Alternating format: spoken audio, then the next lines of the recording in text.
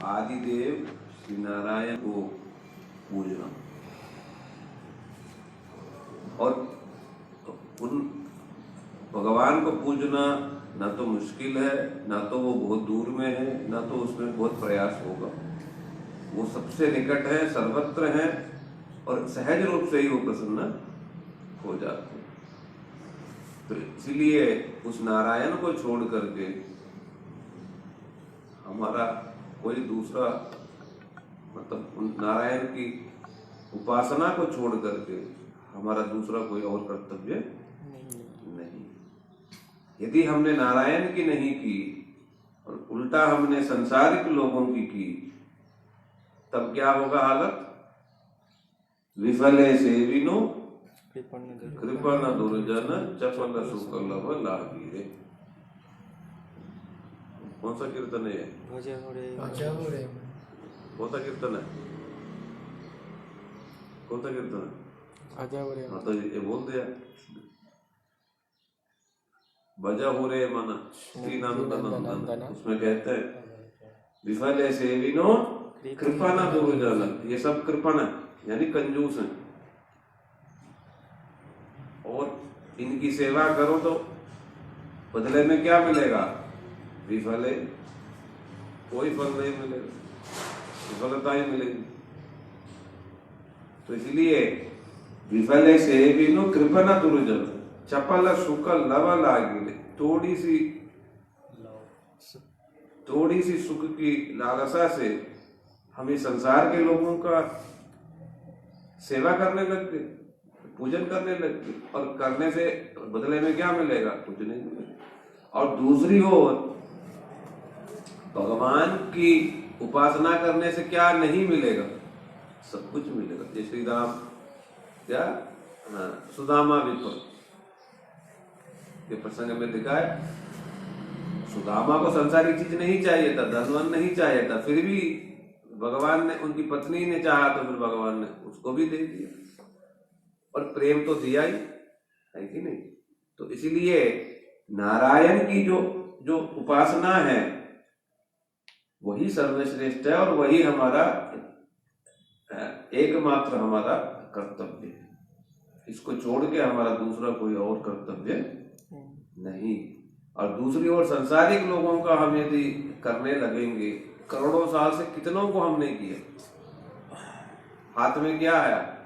विफले, zero क्या, लात मार करके बेइज्जती करके बोली नहीं। तो इसलिए क्यों? क्योंकि कृपण, क्योंकि वो नहीं समझते हैं आत्म तत्व, वो लोग नहीं समझते, तो इसलिए दया उनके अंदर हो ही नहीं सकता। स्वार्थी अतः स्वार्थी होने के लिए बाध्य है कि नहीं। तो इसलिए भगवान का ही हमें भजन, कृष्ण का ही, नारायण का ही, कृष्ण का ही हमें भजन करना चाहिए, और वही हमारा स्वभाव है और वही हमारे सबसे निकट है। और उनको प्रसन्न करने में बहुत ज्यादा मेहनत भी नहीं, प्रयास भी नहीं, बहु आयासो ना ही अच्युतम प्रीणय तो बहु आयासो।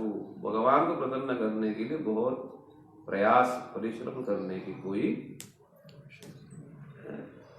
आवश्यकता ही नहीं, सहज रूप से हो जाते। पत्रम पुष्पम फलम तोयम किंतु यो में भक्त्या प्रयच्छति। ये तो ठीक है, किंतु मुख्य चीज क्या है? भावना, भक्त्या प्रयच्छति। दुर्योधन ने मेवा प्रस्तुत किया, किंतु किंतु किंतु भगवान ने कहा मैं तुम्हारे यहाँ नहीं पाऊं, मैं दूध बन के आया हूं, और जब तक मेरा कार्य सिद्ध नहीं होगा तब तक मैं तुम्हारे यहाँ नहीं पाऊं।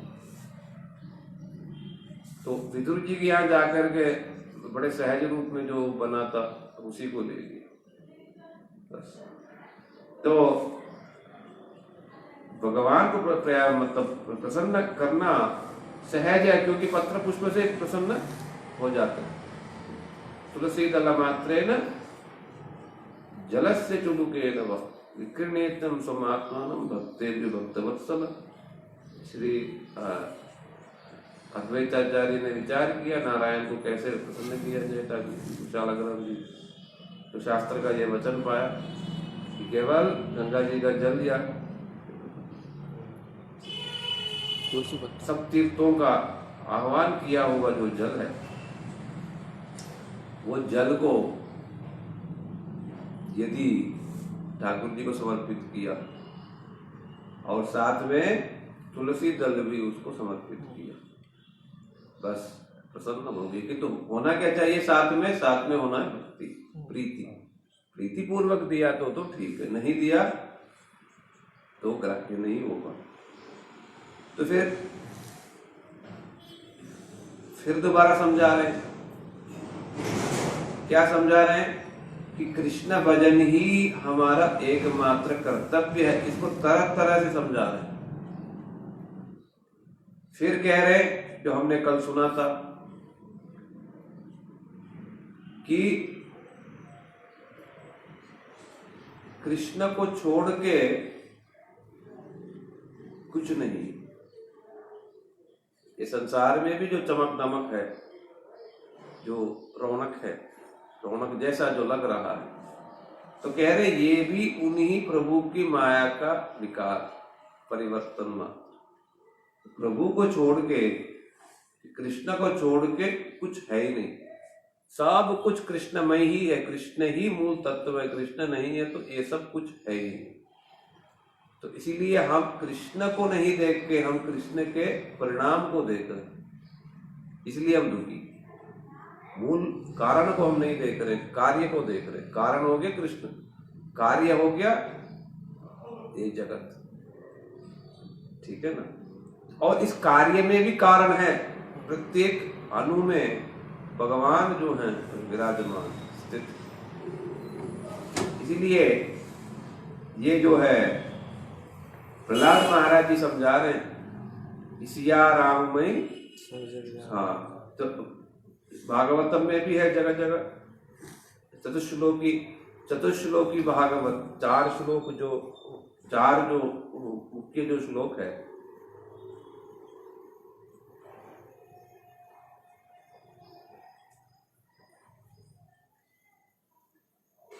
तो चार जो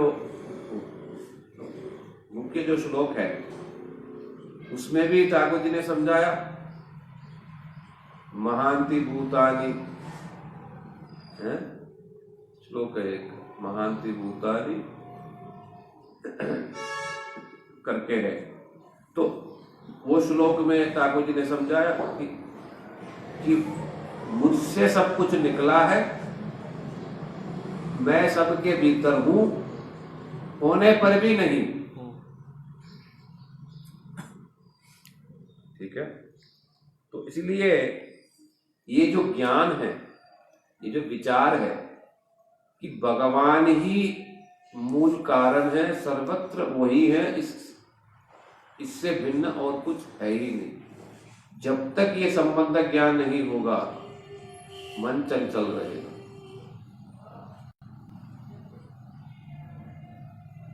जब तक मन में ये विचार होगा कि कृष्ण को छोड़ के भी और कुछ है, तब तक मन जो है वो दूसरी चीज को देखने के लिए भागेगा।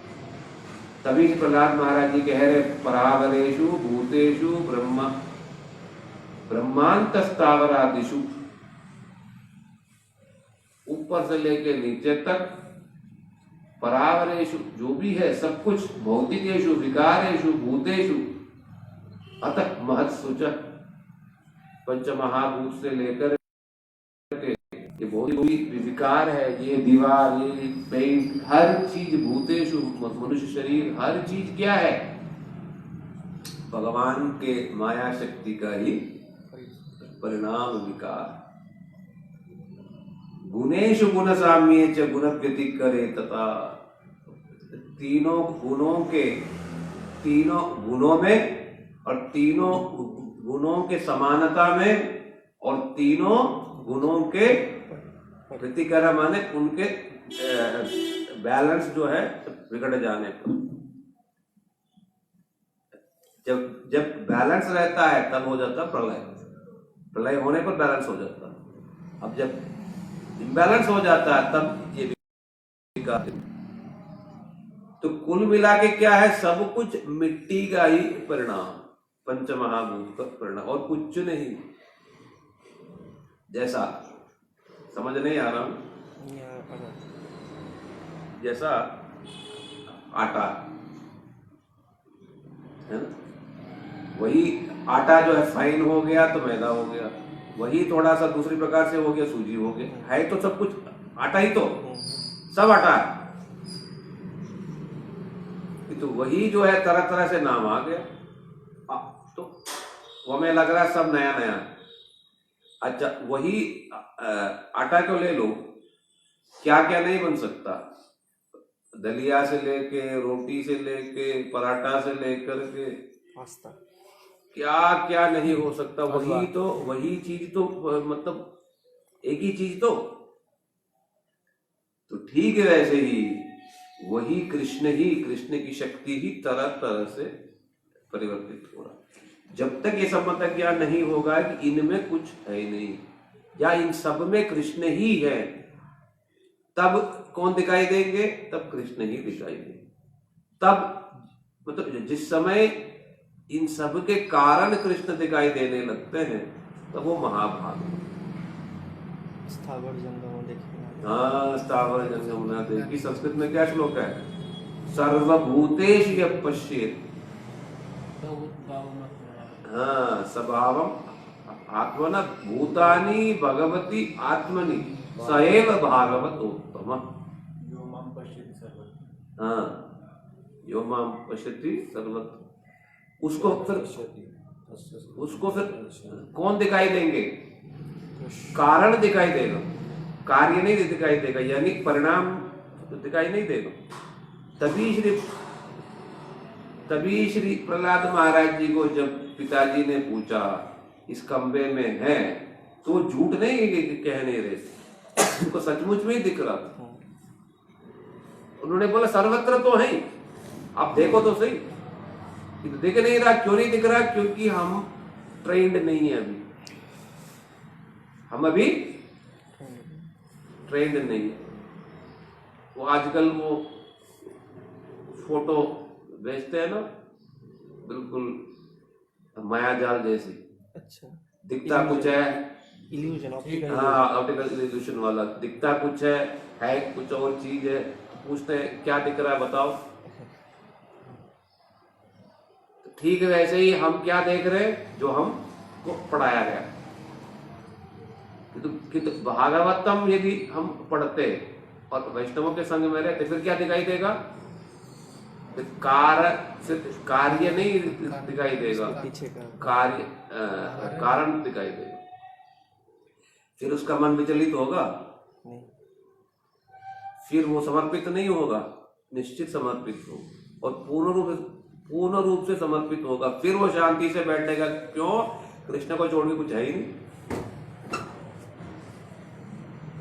सब कुछ कृष्णमय, सिया राममय सब जगत, सब कुछ कृष्ण का ही मतलब परिणाम विकार। तो इसलिए तब वो शांति से बैठेगा। तो इसलिए यहां पर प्रहलाद महाराज जी ये कह रहे हैं, एक एव परो ही आत्मा भगवान ईश्वरो अव्यय। केवल मात्र वही है, बस परमेश्वर है, आत्मा सबके भीतर है, भगवान है, समस्त ऐश्वर्यों से संपन्न है, ईश्वर है और अव्यय है, इनका कभी नाश नहीं होता, नित्य। ये सब चीजों का नाश हो जाता है, किंतु इनके कारण जो भगवान, उनका नाश नहीं होता। प्रत्यगात्म स्वरूपेण दृश्य रूपेण च स्वयं। तो कहते हैं ज्ञानात्मक दिखाई देते हैं, नेत्रों से नहीं, दृश्य रूपेण च, किंतु जिन्होंने साधु संग में, तब दिखाई देंगे, वैसे नहीं दिखाई देंगे। व्याप्या व्यापक निर्देशो ही अनिर्देशो अविकल्पित। ये वेदांत की बातें हैं सब कि व्याप्य है, सब जगह व्याप्त है, फिर भी व्याप्त नहीं, सबके भीतर प्रवेशित है कि तो किसी के भीतर नहीं। जिनको कोई ऐसा उंगली दिखा के निर्देश नहीं किया जा सकता है कि यही है, क्योंकि सर्वव्यापी है। तो इस प्रकार से केवलानुभवानंद स्वरूप परमेश्वर, ये केवल भगवान जो है केवल अनुभव किया जा सकता है, शब्दों से व्यक्त नहीं किया। जैसा रसगुल्ला है, पाया नकली वाला नहीं, यहाँ तो स्पॉन्ज मिलते हैं, अब नकली। ओरिजिनल मिलता नहीं। ओरिजिनल रसगुल्ला खाओगे चना वाला, बंगाल के नवद्वीप का, उस पर भी विशेष रसगुल्ला, फिर कहीं और मैं खाता ही नहीं, मैं बस नवद्वीप वाला लेता हूँ जब जाता हूँ, बस मिश्री दही और ये सब कुछ। बाकी जगह की तो हाँ, पूड़ी में भी ठीक है, वहाँ भी मतलब रियल चीज मिलता है, जगन्नाथ जी का भोग लगता है तो वहाँ, बाकी सब जगह नकली है, मैदा डाल दे, पता नहीं क्या क्या डालते, स्पॉन्ज में तो ऐसा लगता ही नहीं रसगुल्ला। तो क्या जो भी है, उस रसगुल्ला का हमने यदि खाया और किसी ने पूछा कितना मीठा है, समझा नहीं, क्या कहोगे? समझा ही नहीं सकते, बहुत अनुभव किए बिना, वो अनुभव किए बिना। तो ठीक है, वैसे ही भगवान क्या है, कैसे, तो शास्त्रों में केवल एक दूर से निर्देश किया जाता है, इसका नाम है शाखा चंद्र न्याय। शाखा चंद्र तर्क में तर्क है, अर्थात वाद विवाद करने पर भी उसमें भी एक नीति नियम है। जब नीति नियम नहीं है वो तो फिर क्या कहते हैं, वाद नहीं होता है, वो फिर हो जाता है वितंड। तरह तरह की चीजें, पहले बहुत कुछ होता था, अभी तो हमें कुछ भी नहीं पता, हमें तो बस लड़ना है बस। पहले तो वाद विवाद में भी नीति नियम होता था, शास्त्र की बातें कहते थे, शास्त्रार्थ करते थे, चीजें सब कुछ चौपट हो गया। अभी तो हमें बोलना ही नहीं आता कुछ, जागीर, अभी तो हमें कुछ कहना भी, अभी तो हमें अपना पक्ष रखना भी नहीं आता। यदि बात नहीं बना तो दो ही चीज होता है, या तो गुस्सा कर बैठता है ऐसा करके, या नहीं तो रो पड़ता है, ठीक है ना। खैर जो भी है, तो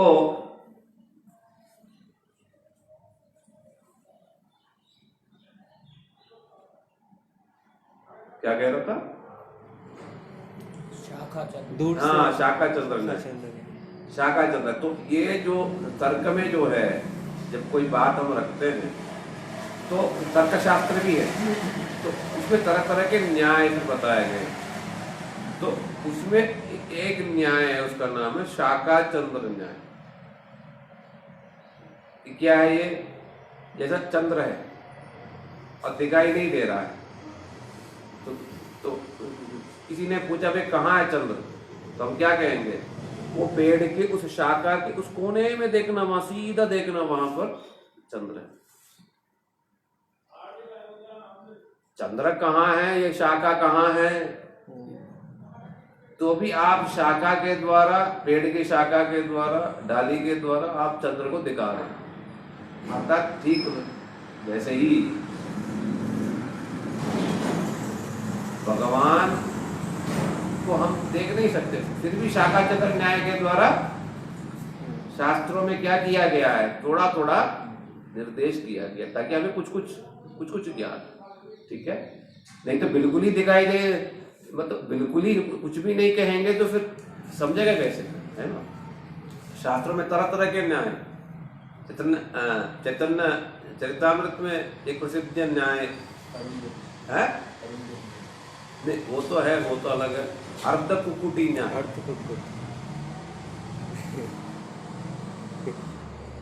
ये जबरदस्त चीज है, ये हम सब लोगों के साथ है ये चीज। जैसा मुर्गी ले आया, अच्छा, वो मुर्गी जो है सोने के अंडा देती, तो उसको दो भाइयों ने जिम्मेदारी लिया। एक भाई की जिम्मेदारी आगे की तरफ और दूसरे भाई की जिम्मेदारी पीछे की तरफ। तो पीछे वाले भाई को तो रोज मिलता था अंडा, किंतु आगे वाले के लिए क्या है? अंडा नहीं है, खिलाना उसको उल्टा खिलाना पड़ेगा, है ना? तो आगे वाले भाई ने कहा मैं खिलाऊंगा नहीं, मैं क्यों खिलाऊं? तो पीछे वाले भाई ने भी कहा मैं भी नहीं खिलाऊंगा, क्योंकि मैं आगे वाले के हिस्से को तो मैं मानता ही नहीं हूं, मेरा केवल पीछे का भाग, बस आगे जो हो रहा है मुझे कोई लेना देना नहीं। अब उसको आप खिलाओगे ही नहीं, वो कहां से दे देगी? इसको कहते हैं अर्ध कुकुटिया, अर्थात मुर्गी के केवल आधा भाग, अर्थात पीछे का जो भाग जहां से अंडा निकलता है उसी को मान लेंगे, किंतु जो मेहनत का काम है, खिलाना पिलाना बिठाना चीजें, वो हम नहीं लेंगे। तो ठीक वैसे ही कोई भी चीज है, केवल उसके थोड़ी सी आंशिक चीजों को हमको ग्रहण करना और बाकी सब चीजों को छोड़ दे। ये जो श्लोक है कर्मण्येवाधिकारस्ते, तो मैं गया था बॉम्बे, तो वहां कोई एक है रोटरी क्लब के प्रेसिडेंट थे, तो कथा चल रही थी महाप्रभु की भक्ति की, कर्म की, सब चीजों की। तो सब सुन के वो कहते हैं महाशय महाराज हम ना ज्यादा ये सब नहीं जानते, हमने बस एक चीज पकड़ रखी। क्या? गीता में ना कृष्ण ने बोला है कर्मण्येवाधिकारस्ते, बस कर्म करते जाओ। मैंने कहा ये तो चलो अच्छी बात है, किंतु उसके बाद भी तो भगवान ने कहा मां फलेषु बतो, वो सब हमें नहीं पता। हमने केवल बस स्टार्टिंग वाला लाइन पकड़ रखी अपना हिसाब से, है, अपना हिसाब से, बस इसे ही कहते हैं अर्ध कुकुटी में। आजकल गगरी छलकत जाए ना वो दूसरा है, वो दूसरा है, वो है एम्प्टी वेसल मेक नॉइज, हाँ, खाली घरे आधा ज्ञान खतरनाक वाला है कि नहीं? तो ये दूसरी बात है। ये है कि कोई भी चीज के आधा चीज मान लेना जो सहज से मिल जाता है, और जो मुश्किल वाला जो भाग है उसको त्याग देना, नहीं नहीं ये हमको नहीं। जो मां फलेषु कदाचन सबसे मुश्किल वाला है वो हमें नहीं करना, वो हम नहीं मानते। और जो सहज है क्या, मेहनत करते जाओ। तो इस प्रकार से शास्त्रों की बातों को मानने लगेंगे, शास्त्र हमें कभी, तो शास्त्र की बात हमें कभी फलीभूत नहीं होगा, और शास्त्र में हमें विश्वास भी नहीं होगा। इन्होंने तो कहा मुझे फल मिला ही नहीं, ऐसा विश्वास थोड़ी ना फिर हो जाएगा, नहीं हो सकता। पूरी बात मानोगे तभी हो। तो ठीक वैसे ही यहां पर भगवान भले ही दिखाई नहीं देते हैं, फिर भी शास्त्रों में उनको निर्देश किया गया ताकि कुछ कुछ हम समझ सकें। केवलानुभवानंद स्वरूप परमेश, अनुभव वेद्य आनंद स्वरूप है, और वो जो आनंद है वो कैसा क्या है, ये कोई शब्दों से क्या कह ले, नहीं कह सकता।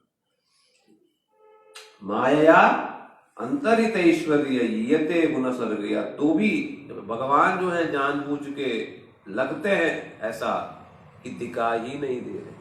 माया के प्रभाव, माया का प्रभाव इतना है कि भगवान सर्वत्र है फिर भी हमको दिखाई नहीं दे। ये भगवान की इच्छा से हुआ, अर्थात प्रतीत होता है जैसा माया उनको ढक लिया, किंतु भगवान नहीं चाहते सबको मतलब प्रकाशित। हाँ, जो केवल मुझे चाहता है केवल उसी व्यक्ति को सर्वत्र दिखाई दे, या सबको दिखाई देंगे, किंतु जिसका मन बुद्धि जो है विषयों से अभी शुद्ध है वही तो देख पाएगा, नहीं तो दूसरा कौन देख पाएगा। इस प्रकार से प्रहलाद महाराज जी ने समझाया कि कृष्ण ही सार वस्तु, परम सत्य वस्तु है, जो भागवत के प्रारंभ में जो कहा है सत्यम परम। यदि कृष्ण ही सत्य है, ऊपर से नीचे से, पहले से बाद में से, सब प्रकार से, तो कृष्ण को छोड़ के हम दूसरी चीजों का चिंतन करें ही क्यों? ये तो हम करते हैं क्योंकि हम मानते हैं कि कृष्ण एक अलग चीज है, ये संसार एक भिन्न चीज। तभी तो हम संसार का सोचते हैं। जिस समय हम सोचेंगे कि संसार कृष्ण की शक्ति का परिणाम है, विकार मात्र, कुछ नहीं है, कृष्ण को छोड़ के कुछ किसी का कोई स्थिति है ही नहीं। जब इस समय इस प्रकार से जब हम समझ जाएंगे, संबंध किसे कहते हैं? संबंध ज्ञान। ऐसे संबंध ज्ञान जग जाएगा, फिर जब समझ आएगा कि कृष्ण को छोड़ के और कुछ है ही नहीं, तो फिर किसका चिंतन वो करेगा? कृष्ण का। तब वो नेत्रों से कृष्ण का रूप देखेगा, सर्वत्र दिखाई देने लगेगा, कान से कृष्ण की मधुर वेणु ध्वनि सुनेगा, कथा सुनेगा, नाक से उनके जो चरणों में समर्पित तुलसी मकरंद का सूंघेगा सुगंध, जिह्वा के द्वारा भगवान के नाम ग्रहण करेगा, या उनकी महिमा का कीर्तन करेगा, लीला का, या महाप्रसाद का लीला का सेवन करेगा। तो इस प्रकार से जो है सारे ज्ञानेंद्रियों से तब उस समय क्या होगा? केवल और केवल कृष्ण रस का ही कर्म करेगा। तब उस समय जड़ रस, वही स्थिति शास्त्रों में फिर बोला गया। क्या? रसो वही, तैत्तिरीय उपनिषद का है, ये भी बहुत मुख्य श्लोक है। ये सब नहीं समझेंगे हम, भजन करने के हमें उत्साह ही क्यों आएगा? तैत्तिरीय उपनिषद में बोला है कि रसो वही सह रस एवायं लब्ध्वा आनंदी भवति कोवान्यत् क प्राण्यत् येष आनंद न विभाति। इस प्रकार से वो श्लोक है। तो वहां पर कहा गया है कि कृष्ण जो है क्या है? रसो वही सह, सह माने वो जो कृष्ण जो है वो क्या है? साक्षात रस है। कौन सा रस? आनंद चिन्मय प्रतिभाविता भी ताभिर्ययेव निज रूपतया कलाभि। कैसे वो? आनंद चिन्मय रस। कौन? साक्षात श्री कृष्ण। इसका मतलब क्या है? जैसा हमने बहुत तीखी चीज ले लिया, फिर हम क्या कहते हैं? मीठा लाओ। तो ये मीठा क्या है? मीठी चीज क्या है? चीनी।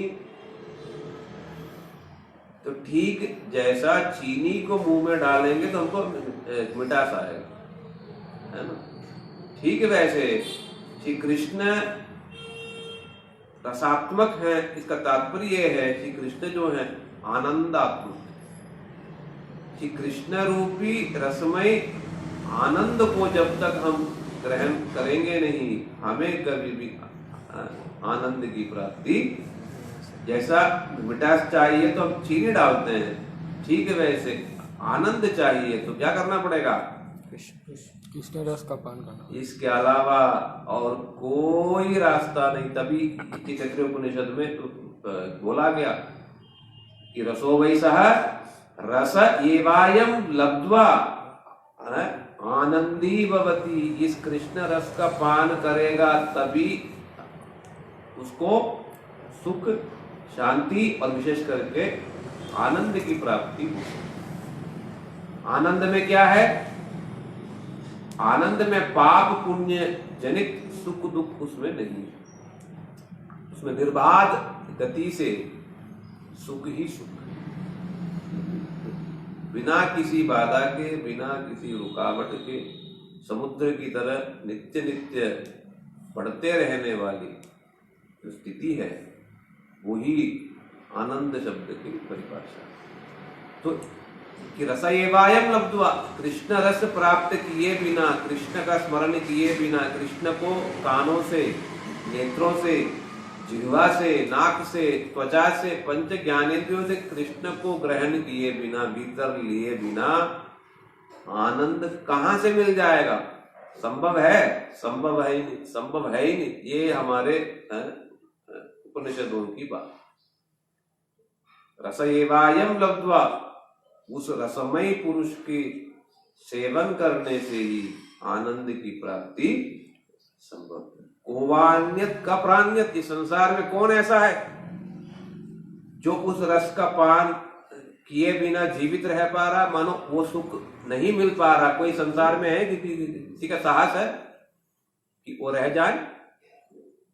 वही जो मतलब वो कृष्ण रस जो आनंद स्वरूप है, वही विकृत स्वरूप में ये माया में जड़ रस के रूप में परिणत है। ये श्री भक्तिनाथ ठाकुर जी ने चैतन्य महाप्रभु की शिक्षा में बहुत सुंदर रूप से ये सब बातें समझाया। माया आनंद, जड़ आनंद, और जीव में क्या? ब्रह्मानंद। मानो इस जड़ वस्तु में सुख है ही नहीं, तो किसी में साहस है कि शादी करके 50 साल की रसोई घर में लगे रहे, बच्चों की देखभाल करते रहे, या पूरा जीवन मतलब मेहनत करते रहे? किसी में साहस नहीं। कुछ तो थोड़ा सा सुख ऐसा लग रहा है, तो ये बात तो सुख नहीं है। सुख जैसा कुछ प्रतीत होता है वो भी हमको मिल रहा है, तब जाके हम इतना मेहनत करने को तैयार। यदि वो भी नहीं मिलता, मानो हर चीज यदि कष्टदायक ही है, करेगा कोई नहीं। तभी कह रहे कोवान्यत का प्राण्यत, इस संसार में कौन ऐसा है कि उस रस को प्राप्त किए बिना जीवित रह सकेगा? कोई भी जीवित रह नहीं सकता, संभव है नहीं किसी के लिए भी। तो इसीलिए कृष्ण को छोड़ के, ये भी एक आनंद है। तो इसलिए कृष्ण को छोड़ के इस संसार में दूसरा कुछ और कुछ है ही नहीं। जब हमें ये चीज समझ आने लग जाएगा, फिर हम शांति से भजन करेंगे कि नहीं करेंगे? करेंगे। जब पता है कि सब कुछ मिट्टी का ढेला है, सब ये शरीर, ये घर, हर चीज क्या है? मिट्टी का ही परिवर्तन।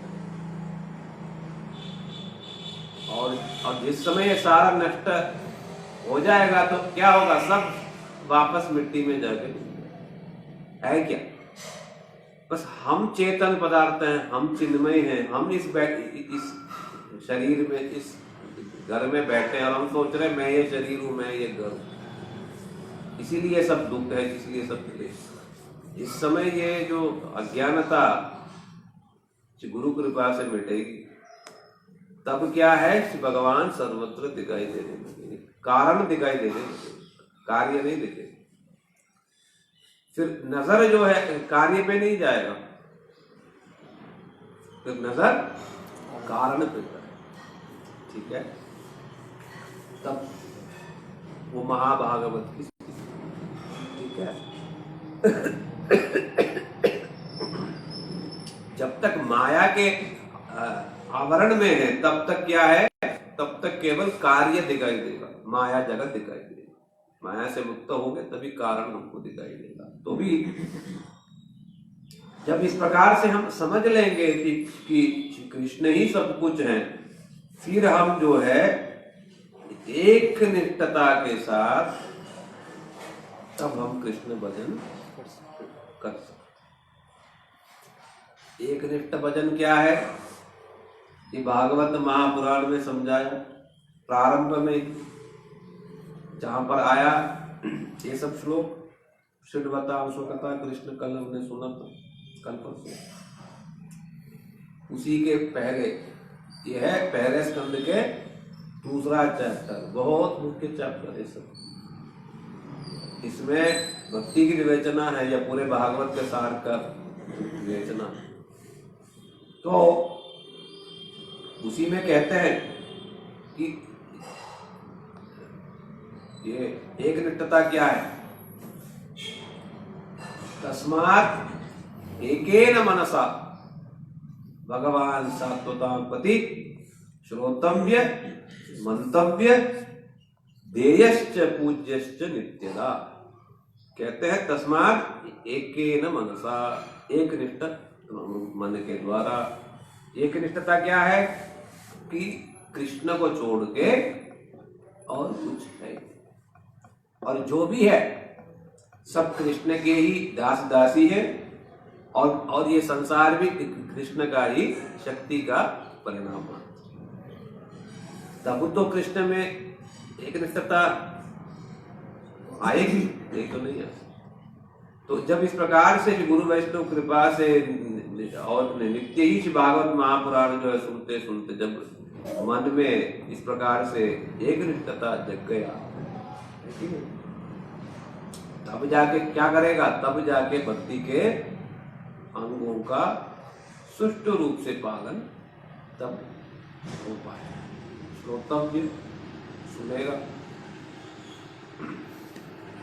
कीर्तन करेगा, स्मरण करेगा, पूजा भी करेगा, नित्यदा नित्य काल, तब कोई व्यवधान नहीं होगा, तब कोई व्यवधान नहीं होगा, तब कोई अन्याभिलाष। भक्ति का श्लोक क्या है? अन्याभिलाषिता शून्यं ज्ञान कर्म नहीं पता, नहीं पता, अनुकूलेन कृष्णानुशीलनम आपको भक्त्योत्तम। नहीं पता आपको? नहीं आपको? अच्छा, आपको? अच्छा, तो ये दो लोग, दो ही रह गए, आपको पता है? अच्छा।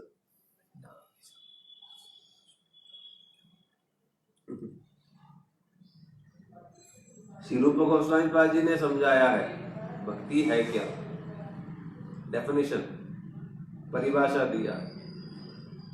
क्या है भक्ति?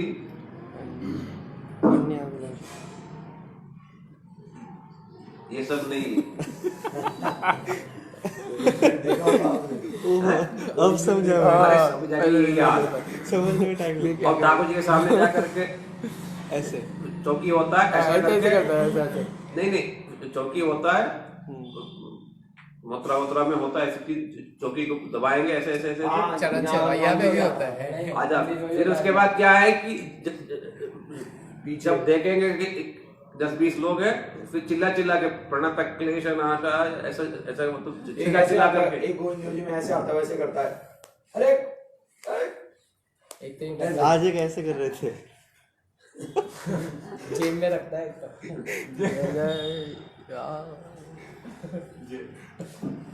तो भक्ति क्या है? तो रूप गोस्वामी पाद जी ने समझाया है कि अन्याभिलाषिता शून्यम, अन्याभिलाषिता शून्यम ज्ञान कर्मादि अनावृतम अनुकूल्येन कृष्णानुशीलनम भक्तिर्तमा।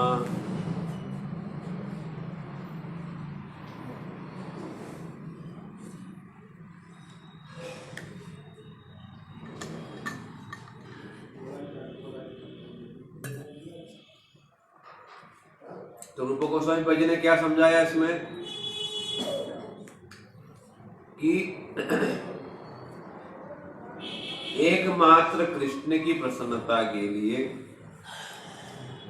तन मन वचन भावना, शरीर से, वाणी से, मन से विशेष करके, और भीतर से जो भावना, आत्मगत भावना, मनोगत भावना नहीं, आत्मगत भावना, सब प्रकार से कृष्ण की प्रसन्नता के लिए 24 घंटा तैलधारावत अविच्छिन्न गति से जो कृष्ण को प्रसन्न करने की जो चेष्टा है, उसी को कहते हैं शुद्ध भक्ति। और सब प्रकार से, और साथ साथ में क्या है, साथ साथ में जिसमें किसी प्रकार की दूसरी कामनाएं जिसमें नहीं, अभिलाषा नहीं, जिसमें कर्म, ज्ञान, योग, तपस्या इत्यादि जो चीजें हैं ये ढक नहीं लिया, इस प्रकार से नहीं ढका हुआ और संसारिक दूसरी कामनाओं से रहित एकमात्र कृष्ण प्रसन्नता के लिए जो चेष्टा है शरीर से, मन से, वाणी से, भावना से, वो भी 24 घंटा तैल धारावत अविच्छिन्न गति से जो प्रवाह की तरह, गंगा नदी के प्रवाह की तरह जो चेष्टा है, वैसी चित्त वृत्ति, चेष्टा रूपी चित्त वृत्ति को भी भक्ति या उत्तमा भक्ति या शुद्ध भक्ति कहलाएगा। तो इसलिए ये डेफिनेशन हमको सीखना पड़ेगा। जब तक ये नहीं सीखेंगे भक्ति क्या है हमें समझ ही नहीं आएगा। हमें लगेगा हम जो कुछ भी कर रहे हैं सब भक्ति। तो इस परिभाषा में इन्होंने जो बोला है कि अन्याभिलाषिता शून्य, अर्थात कृष्ण प्रसन्नता से, कृष्ण सेवा से भिन्न जो भी चीजें हैं उन सब की कामनाओं को त्याग देना। किंतु जब तक ये बात नहीं समझोगे कि कृष्ण से भिन्न कुछ है ही नहीं, तब तक अन्याभिलाष कैसे चला जाएगा? जा ही नहीं सकता। सब समय रहेगा, कभी पृथ्वी की सुख की प्राप्ति, कभी राज्य पदवी की प्राप्ति, कभी स्वर्ग की प्राप्ति, कभी ब्रह्म पदवी की प्राप्ति, कभी मोक्ष की प्राप्ति, कभी कुछ धन दौलत, ये सब कामनाएं हमें लगा ही रही। जब तक हम ये मांगते रहेंगे सुख संपत्ति करावे कष्ट मिटे तन का, तब तक क्या है? अन्याभिलाष है। और जब कहेंगे कुंती की तरह कि प्रभु आप जैसा हमें रखोगे, जिसमें आपकी प्रसन्नता है, वही मेरे लिए स्वीकार है, चाहे वो दुख ही कौन हो, है ना। तो इस प्रकार से अन्याभिलाष से रहित। किंतु ये जो अन्याभिलाष ये क्यों होता है? क्योंकि जब तक मन में स्वरूप ब्रह्म है कि मैं शरीर हूं, कृष्ण से भिन्न ये कोई चीज है और ये भिन्न चीज को मैं भोग कर लूं, भोक्तारम यज्ञ तपसा, मैं इसको भोग कर लूं, ये धारणा जब तक है तब तक क्या है? अन्याभिलाषिता है तब तक, ठीक है ना। तो इसलिए जब हम समझ लेंगे कि मैं जीवात्मा हूं और कृष्ण से भिन्न कुछ है ही नहीं, ये सब कुछ कृष्णमय है, तब मन जो है कामना, क्योंकि कुछ है ही नहीं, कृष्ण को छोड़ के कुछ है ही। तो ठीक वैसे ही प्रहलाद महाराज जी समझा रहे हैं कि अरे वो भगवान छोड़ के कुछ है ही नहीं, तो उस भगवान का ही भजन किया, और वो केवल भजन करने से ही अनुभव के द्वारा उनको प्राप्त किया जा सकता, ठीक है। तस्मात् सर्वेषु भूतेषु दयाम कुरुत सौहृदम आसुरम भावम उन्मुच्य ययातुष्येत अदोक्षज। तो कह रहे प्रहलाद महाराज जी कि तस्मात् सर्वेषु भूतेषु, तस्मात् क्योंकि वही सब कुछ है, वही सर्वत्र है, वही सब में व्याप्त है, तो इसलिए कह रहे तस्मात् माने इसलिए, सर्वेषु भूतेषु इसलिए तुम क्या करो, तुम लोग क्या है? असुर कुल के, तुम द्वेष करते हैं, तुम ये सोचते हो ये विष्णु एक है, ये जगत भिन्न है, इस जगत को मैं भोग कर लूंगा, छीन लूंगा। इसलिए कह रहे सर्वेषु भूतेषु, क्योंकि सारा जीव जगत जो है उस कृष्ण का ही, कृष्ण से ही निकले हुए जीवाणु है सब। इसलिए केवल जीव मतलब यहां तक भी पशु पक्षी सब उनका ही परिणाम। इसलिए क्या करो? सर्वेषु भूतेषु दयाम कुरुत, सबके प्रति दया करो, सौहृदम सबके प्रति मित्र भाव, कोई शत्रु नहीं, सबके प्रति दया और मित्र भाव रखो। किंतु ये तो तुम लोगों के लिए मुश्किल है, क्योंकि तुम लोग असुर हो। इसलिए क्या है, आसुरम भावम उन्मुच्य। ये जो तुम्हारे भीतर ये जो दूसरों को कष्ट देने का, क्लेश पहुंचाने का, मार पीटने का जो स्वभाव है, क्या करो इसको, भावम उन्मुच्य, ऐसा निकाल के ऐसा फेंको, जबरदस्ती फेंको। उन्मुच्य से शब्द का तात्पर्य क्या है, समूल। कि जैसा खरपतवार है, जैसे वो खुद ही तो निकल नहीं जाएगा, उसको उकाड़ना पड़ेगा। इसलिए यहाँ पर जो शब्द है उन्मुच्य, इसका मतलब है उकाड़ना। सीधा नहीं, मतलब सीधा ये निकल नहीं जाएगा। इसलिए कह रहे हैं कि तुम लोगों के भीतर ये जो भावना है दूसरों को कष्ट देने का, मारने पीटने का, खाने का, जो मांस खाते इत्यादि, सबको क्या करो, त्यागो। त्याग करके सबके प्रति क्या है, मैत्री भाव रखते हुए सबके प्रति दया दिखाओ। क्यों, यया तुष्येत अदुक्षज, क्योंकि यदि तुम भगवान को प्रसन्न करना चाहते हो, उनको रिझाना चाहते हो, तो बस ये द्वेष और ये जो दुष्ट स्वभाव है इसको त्याग के दया और सौहृद भाव को अपनाओ। भगवान तुम पर प्रसन्न हो जाए। इसलिए भगवान को प्रसन्न करना कोई मुश्किल नहीं, तो अपने ये दुष्ट स्वभाव को त्यागो और इस संबंध ज्ञान के द्वारा सबको देखो कि सब क्या है, भगवान के दास दासी हैं। ठीक है ना, सबके प्रति मैत्री भाव रखो और सबके प्रति दया भावना रखो, तो फिर लड़ाई होगा।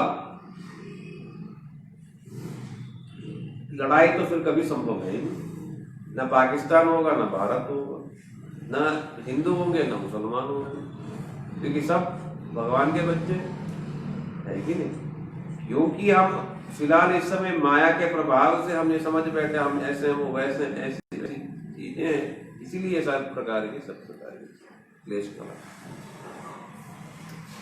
तो फिर कहते हैं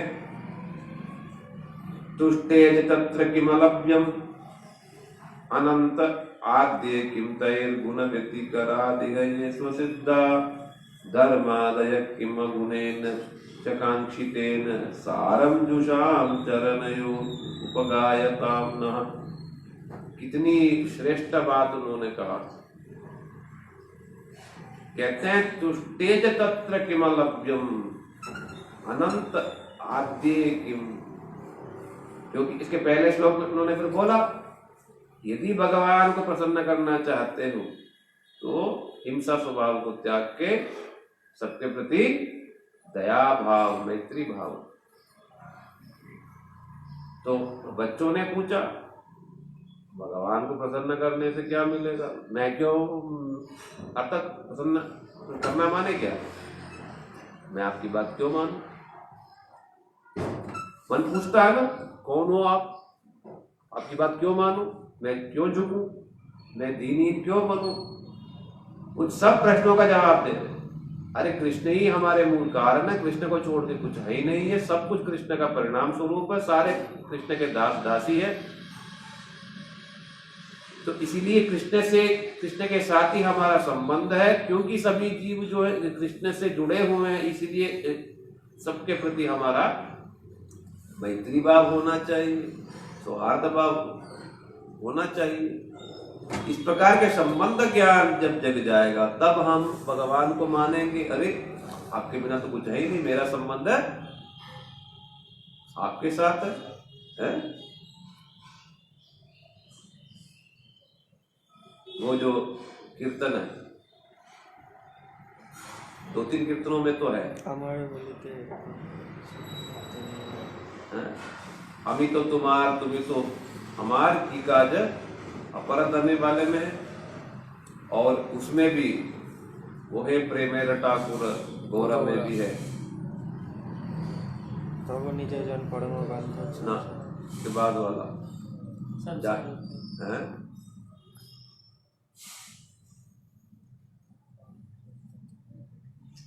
2-3 जगह पर है।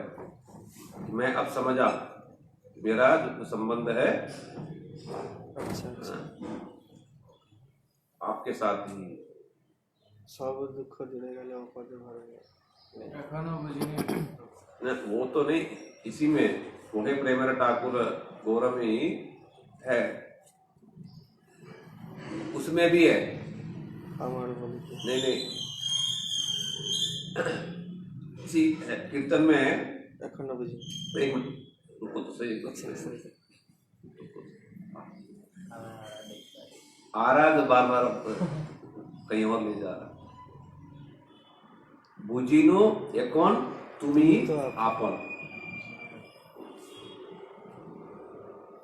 है ना। तो ये संबंध का ज्ञान जगता है कि आपके साथ ही मेरा संबंध। फिर तब ये भावना आएगा, वो प्रभु को प्रसन्न करने से ही हमारा सब कुछ क्या है। श्री प्रहलाद महाराज जी समझा रहे हैं कि भगवान को रिझाने से, प्रसन्न करने से क्या होगा। बच्चों ने पूछा क्या हो जाएगा, मैं क्यों इनको मतलब प्रसन्न करूं। फिर कहते हैं तुष्टेज तत्र किमलभ्यम, संपूर्ण जगत का एकमात्र मालिक वही श्री गोविंद देव। यदि वो रीझ गए, प्रसन्न हो गए और उनको आपने प्रसन्न कर दिया, किमलभ्यम,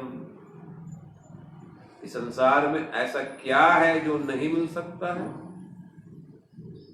ये 100 रुपए और थोड़ी सी शादी और बच्चे और नौकरी, ये तो कुछ है ही नहीं, कुछ नहीं।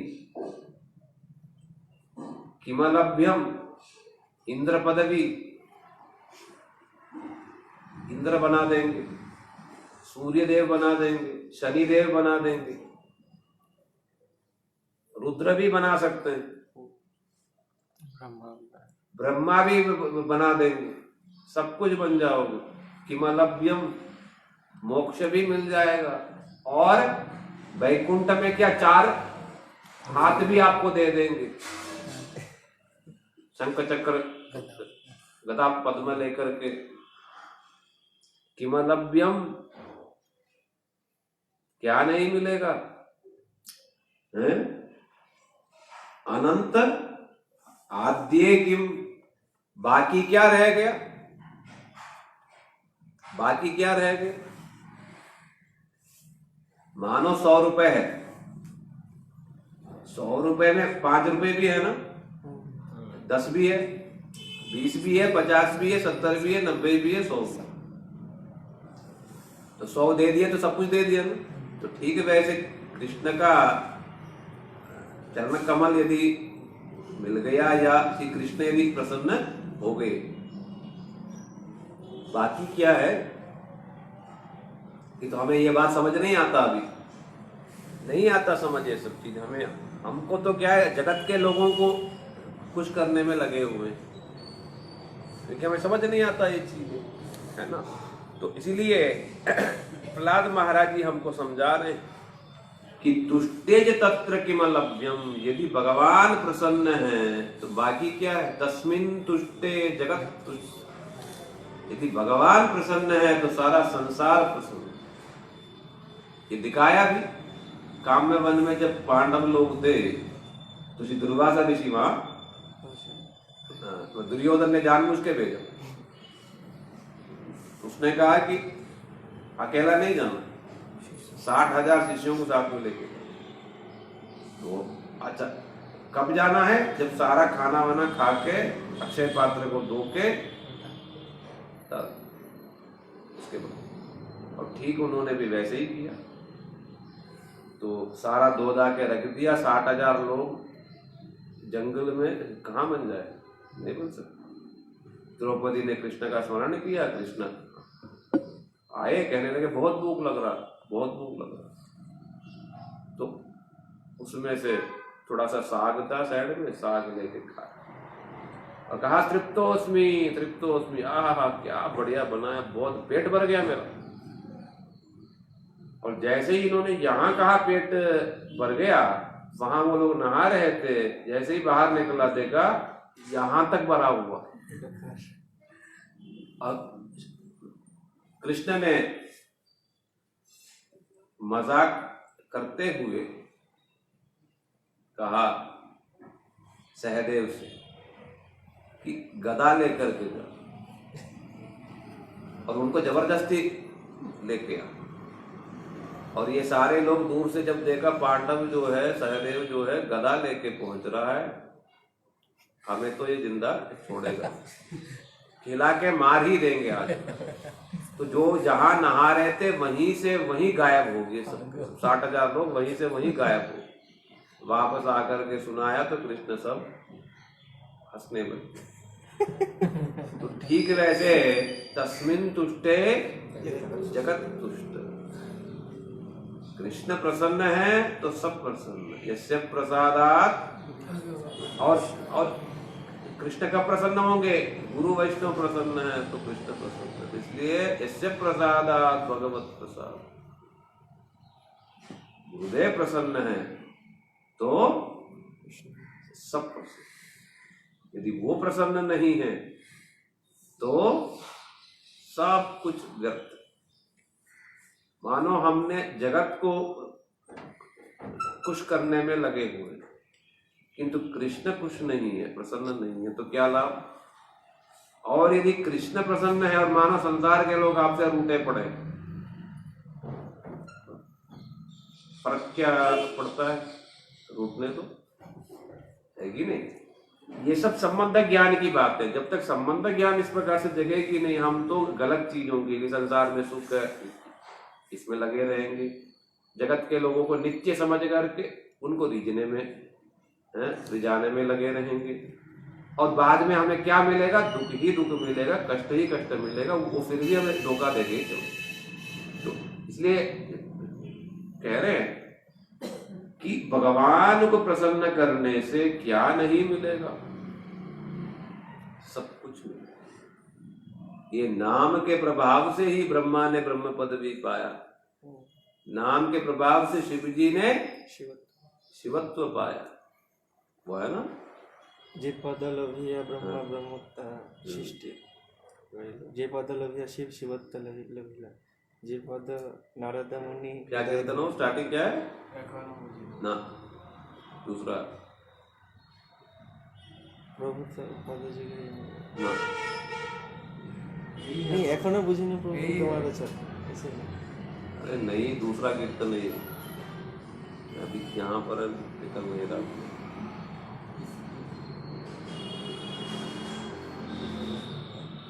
तुम्ही सर्वेश्वर। हाँ, तुम्ही सर्वेश्वरेश्वर ब्रजेंद्र कुमार, तुम्हार इच्छाए सृजन संहार। जो लिरिक्स हम लोगों ने बोला वो तो उसमें है। अच्छा अच्छा अच्छा अच्छा अच्छा अच्छा, जे पद नारद मुनि हृदय धरिलो, जे पद पाइया शिव शिवत्व। अच्छा अच्छा अच्छा, वो दूसरा वाला है। दूसरा वाला। अच्छा, इसमें क्या है?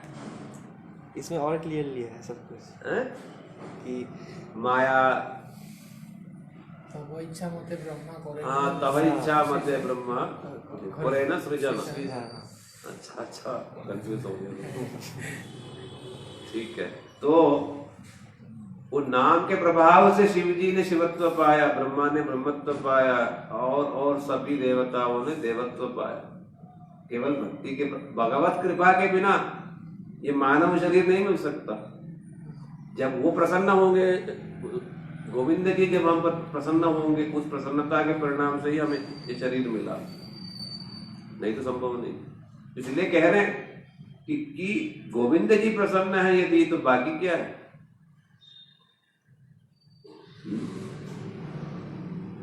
किम तैर गुण गतिकरादि है ये स्वसिद्धा। और दूसरी ओर मैं यदि साधन करने जाऊंगा, ज्यादा से ज्यादा मुझे क्या मिल जाएगा?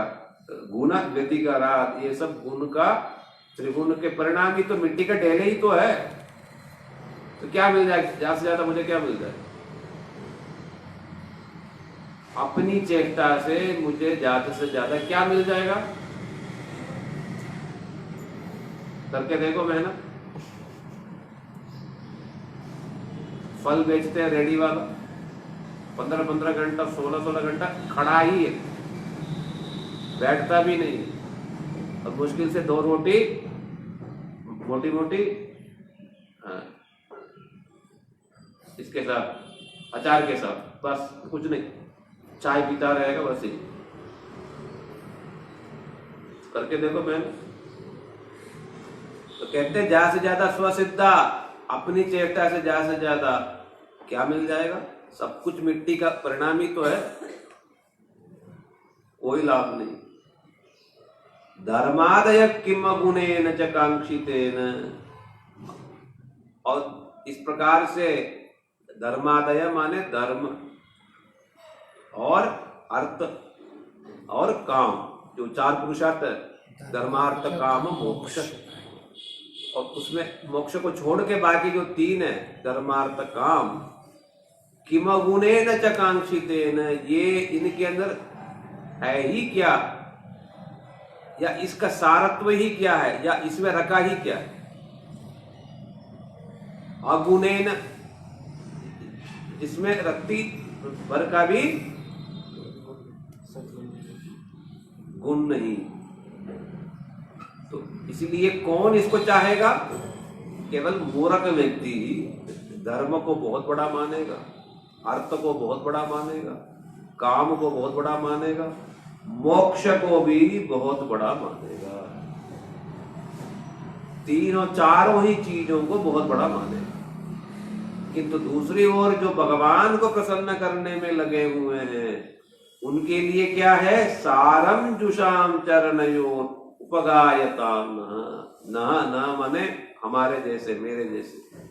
प्रहलाद महाराज जी कह रहे हैं, मेरे जैसे व्यक्ति जो सब समय प्रभु के चरणों की महिमा को गाते गाते उसके मकरंद रूपी रस को ही अपना, उसका पान को ही अपना सार बना बैठे हैं, उसके अलावा कोई दूसरा सार को या रस को आस्वादन करना नहीं चाहते हैं, वैसे लोगों के लिए ये धर्मार्थ काम मोक्ष या संसार का ये परिणाम या स्वचेष्टा से क्या लाभ? तो इसलिए भगवत प्रसन्नता ही सब कुछ है। और वो जो रस है वो ये जड़ रस से भी करोड़ों कोटि कोटि गुना है आनंदमय। उसका एक बूंद टपक जाएगा तो ये संसार हमें बिल्कुल फीका, बेकार और व्यर्थ लगने लगेगा। इसीलिए जब तक हम ये बातें नहीं सुनेंगे, शुद्ध भक्त क्या है हम समझ ही नहीं सकते। हम तो केवल बाहरी चीजों के लिए दौड़े रहे, किंतु असली चीज क्या है? सारम जुषाम, सार वस्तु को ग्रहण करने वाले। हमको सार वस्तु ग्रहण करने वाला बनना पड़ेगा। दो प्रकार के लोग हैं। 11वें स्कंद में दत्तात्रेय जी ने 24 गुरु बनाए, उसमें 2 गुरु हैं मुख्य, मतलब सभी मुख्य हैं, उसमें 2 गुरु हैं। एक है मक्खी और दूसरा है मधुमक्खी। दत्तात्रेय जी ने दोनों से शिक्षा ग्रहण किया। मक्खी क्या करता है? क्या करता मक्खी? गंदी जगह पे जाके बैठ जाता है। मक्खी क्या है? नहीं आ रहा? समझाओ क्या है मक्खी? क्या है? क्या कहते हैं उसको? माछ? नहीं बोलो माछी इधर उधर। हाँ रहता है। हाँ, किंतु कहाँ घूमता है? गंदगी में। चोट लगी होगी बार बार वही आके, यानी असार वस्तु में घूमता। और दूसरी ओर मधुमक्खी है, वो कहाँ घूमता है? मिठाई की दुकान है? मिठाई की दुकान और फूल। मिठाई की दुकान कहाँ से आ गया? फूल पे जाएंगे उधर से मधुमक्खी केवल फूलों में जाते हैं। फूलों से भी क्या लेते हैं? सार वस्तु को लेते हैं, मधु को लेते हैं। तो दत्तात्रेय जी ने कहा हमको सारग्राही बनना पड़ेगा। हर एक व्यक्ति से हमें गुण को देखना है, सार ग्रहण करना है। ये है, दोष नहीं देखना है। गुण देखना है, कितनी निष्ठा है, ये है, आप है, ये है। हमें मक्खी नहीं बनना है, हमें सार देखना है, मधुमक्खी बनना है। संभव है? कठिन। जिस समय हम सार ग्रहण करने लगेंगे तभी वैष्णव बने, तभी हम सारग्राही कहलाए जाएंगे। तभी से प्रहलाद महाराज जी कह रहे हैं सारम जुषाम, इतना महत्वपूर्ण शब्द है ये। सारम जुषाम, मैं केवल सार को मैं ग्रहण करता हूं। वैसे तो हम सब चीजों से सार ही लेते हैं। गन्ना है, उसका जूस ही पीते हैं। क्या लेते हो आप उसमें से? शिव जूस। सार लेते हो। केला है, क्या लेते हो? सिर्फ अंदर का। संतरा है, क्या लेते हो?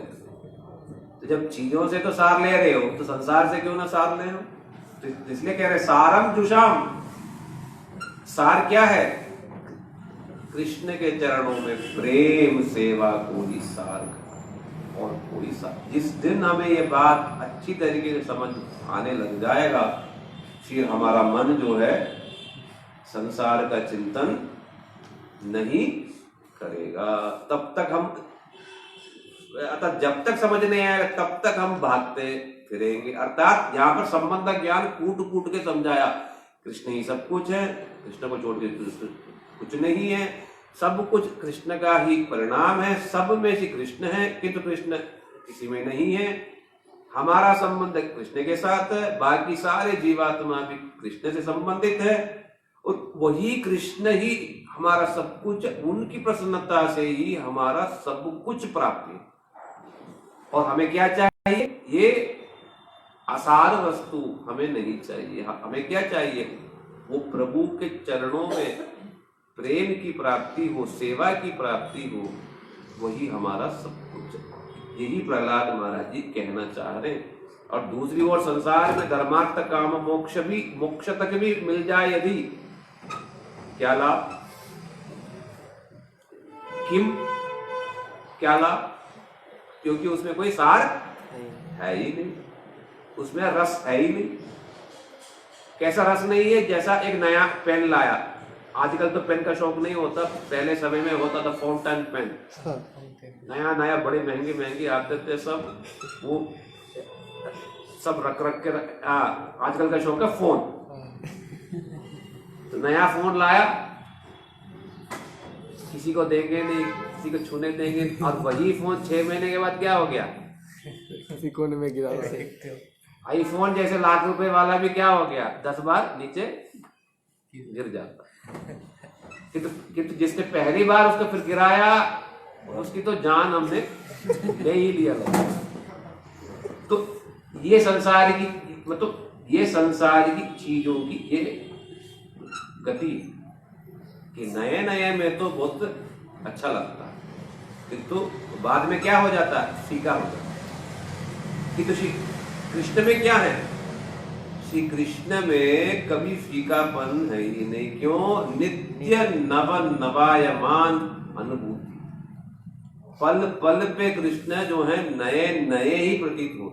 और नहीं। तो देखो सारम जुषाम शब्द में कितना माधुर्य है। सार वस्तु क्या है? कृष्ण के चरण कमल, जिसमें मकरंद जो है, उस मकरंद का पान करना ही हमारा जीवन का लक्ष्य है। तभी हम रोज गाते तो हैं, रोज क्या गाते हैं? कृष्ण देव भवन्तं वन्दे मन मानस मधुकर। मधुकर माने क्या? मधुमक्खी। मानस मकरंदे, उस मकरंद को, मधु को पान करने के लिए मैं इस मन को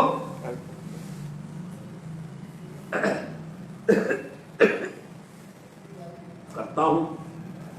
यही बात कह रहे हैं। जो व्यक्ति कृष्ण चरण रस का, मधु का जिसने पान किया है, संसार से क्या लेना देना? संसार में है ही क्या, रखा ही क्या? ठीक है।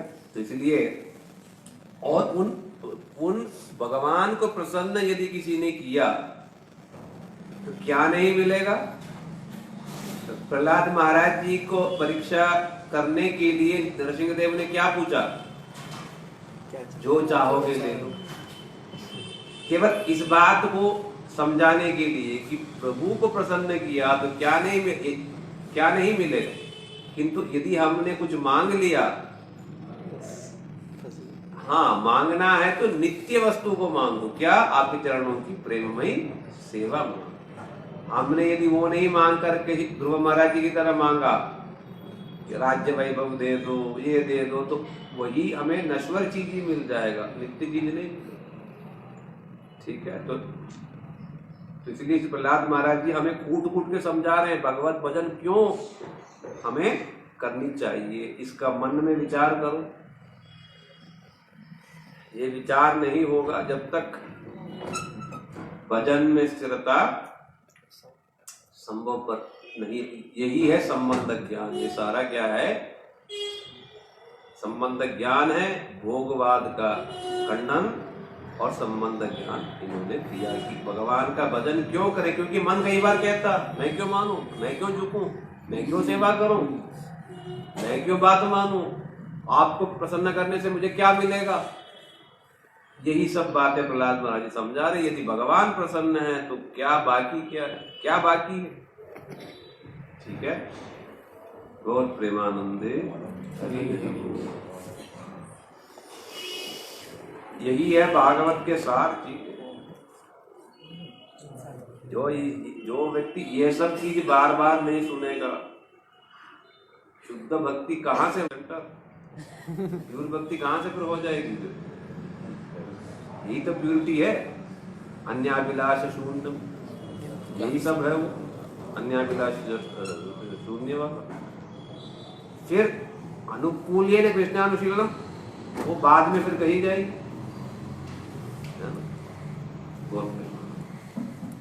बोलो प्रहलाद महाराज की जय, भगवान की जय, भागवत महापुराण की जय, शिक्षाओं की जय।